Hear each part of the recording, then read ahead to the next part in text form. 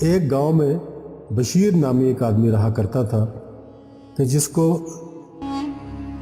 کہ جو نہایت ہی پارسا اور نیک انسان تھا، اور یہی وجہ تھی کہ حضرت خضر علیہ السلام سے اکثر اس کی ملاقات ہو جایا کرتی تھی۔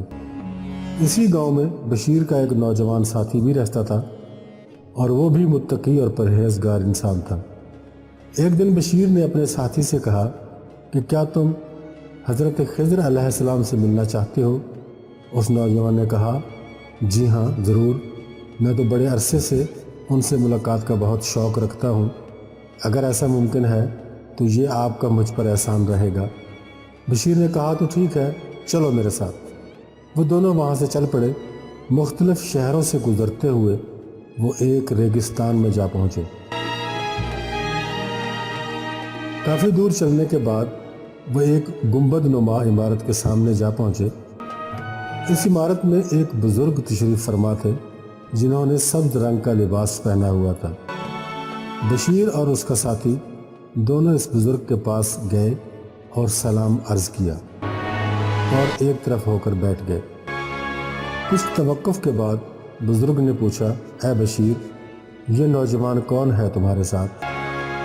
بشیر نے مؤدبانہ انداز میں جواب دیا، جناب یہ میرا دوست ہے، بہت ہی نیک، متقی اور پرہیزگار آدمی ہے، نیک لوگوں سے ملنے کا بہت شوق رکھتا ہے۔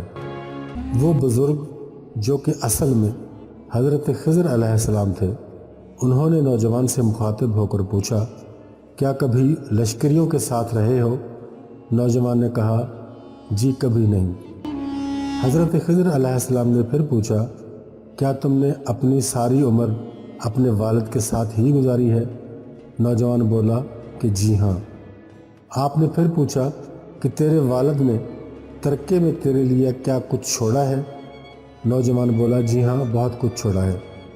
اس کا یہ کہنا تھا کہ اچانک سب کچھ وہاں سے غائب ہو گیا۔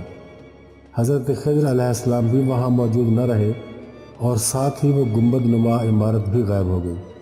اس واقعے کے بعد بشیر نامی بندہ بھی حضرت خضر علیہ السلام کی زیارت سے ہمیشہ کے لیے محروم ہو گیا، پھر دوبارہ کبھی زیارت نہیں ہوئی۔ دراصل اس نوجوان کے والد کے ترکے میں حرام کی کمائی کا مال موجود تھا۔ دوستو، اس واقعے سے ہمیں یہ درس ملتا ہے کہ اللہ اور اس کے حبیب پر کامل ایمان کے بعد رزق حلال کا ہونا بے حد ضروری ہے۔ اگر رزق حلال کا کوئی اہتمام نہ کیا گیا ہو تو عبادات کی بھی کوئی اہمیت نہیں ہوتی۔ لہٰذا دنیاوی معاملات میں رزق حلال پر اپنی پوری توجہ لگا دیں، کم ہی صحیح لیکن رزق حلال بہت بڑی نعمت ہے۔